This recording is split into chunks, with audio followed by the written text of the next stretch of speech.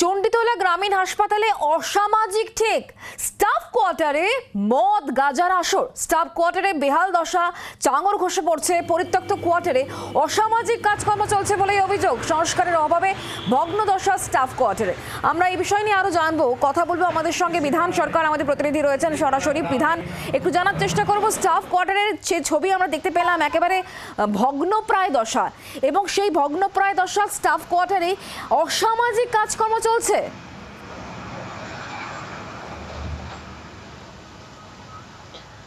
শুক্লা, একদমই অভিযোগ এরকমই। এবং তোমাকে প্রথমে যে ছবিটা দেখানোর চেষ্টা করব, দেখো এই কোয়ার্টারে কেউ থাকে না, বট অসত্যের জঙ্গল রয়েছে, এই পুরো কোয়ার্টারটাকে গ্রাস করেছে এবং সেখানে পাম্প চললেই এইভাবে জল পড়তে থাকে। সমস্ত জলের যে পাইপলাইন, সেই পাইপলাইন ফাটা রয়েছে।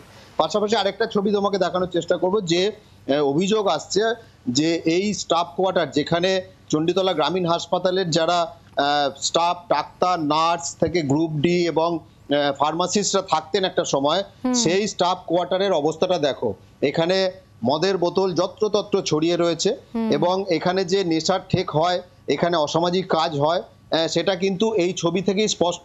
পাশাপাশি স্থানীয় যিনি শাসক দলের পঞ্চায়েতের সদস্য, তিনিও আমাদের কাছে অভিযোগ করেছেন যে এখানে রাত বাড়লেই অসামাজিক কাজকর্ম শুরু হয় এবং এটা নিয়ে এলাকার বাসিন্দারাও কিন্তু বারবার জানিয়েছেন। পাশাপাশি এই হাসপাতালে, চণ্ডীতলা গ্রামীণ হাসপাতালের যিনি বিএমএইচ, তিনিও সংশ্লিষ্ট দপ্তরে, এবং যেহেতু এটা পূর্ত দপ্তরের অধীনে রয়েছে এই কোয়ার্টারগুলো, সেগুলোকে সংস্কারের জন্য বারবার চিঠি করা হয়েছে, কিন্তু এটার দিকে কোনোভাবে নজর দেওয়া হয়নি। এই যে চণ্ডীতলা গ্রামীণ হাসপাতালের যে স্টাফ কোয়ার্টার, সেই কোয়ার্টারে এখানে কিন্তু 6টি ব্লক রয়েছে, যেখানে 6টি করে কোয়ার্টার রয়েছে, আর 2টি ব্লক রয়েছে যেখানে 12টি করে কোয়ার্টার রয়েছে। অর্থাৎ তুমি বুঝতে পারছো, প্রায় 60টি কোয়ার্টার রয়েছে, যে কোয়ার্টারগুলো সংস্কার করলে এখানে কিন্তু স্টাফেরা, হাসপাতালের যারা কর্মী, তারা কিন্তু থাকতে পারেন। হচ্ছে অনেকগুলো। এক নম্বর হচ্ছে, তাহলে এই যে ভগ্নপ্রায় দশা স্টাফ কোয়ার্টার, সেখানে বারবার করে জানা সত্ত্বেও সেটা কেন সংস্কার করা হচ্ছে না?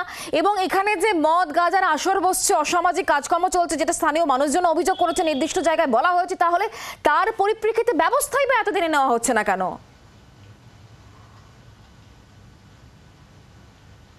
একদম এই প্রশ্নটাই উঠছে শুক্লা, কারণ যে এলাকাতে এই স্টাফ কোয়ার্টার, চণ্ডীতলার যে রাস্তা, অর্থাৎ ডানকুনি থেকে আরামবাগগামী যে রাস্তা, অহল্যাবাই রোড, সেই রাস্তার কিন্তু একেবারে পাশে স্টাফ কোয়ার্টার।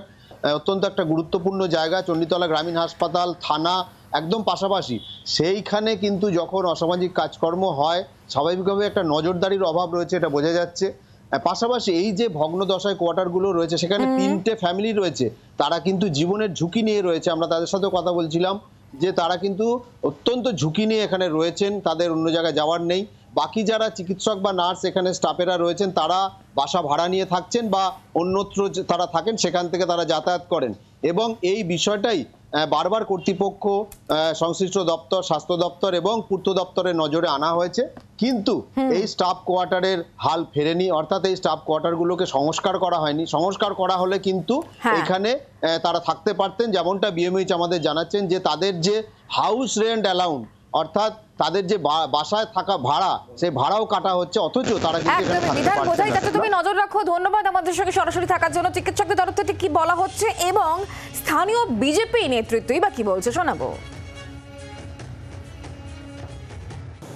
চণ্ডীতলা প্রত্যেকটি বিপিএসসি বা আরই যতগুলো হয়ে থাকে, তাদের একটা নিজস্ব কোয়ার্টার থাকে, যেখানে তার স্টাফেরা থাকবেন, ডাক্তারবাবু থেকে শুরু করে একদম গ্রুপ ডি পর্যন্ত।